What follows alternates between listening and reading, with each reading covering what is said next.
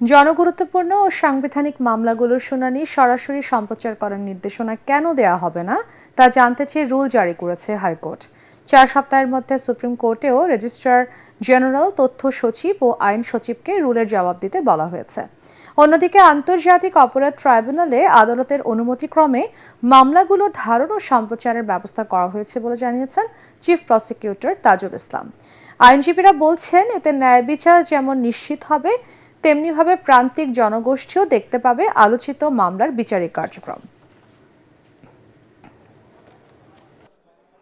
আমরা আশা করব যে এই ব্যবস্থা যদি আমাদের উচ্চ আদালতে ইন্ট্রোডিউস করা যায়, ভারতের মতো, পাকিস্তানের মতো, ইংল্যান্ড, আমেরিকা সহ 21টা দেশের সিস্টেম আমরা দেখিয়েছি, যেখানে আমাদের চাইতেও আরও দুর্বল দেশেও এই ধরনের টেকনিক্যাল ব্যবস্থা চালু আছে।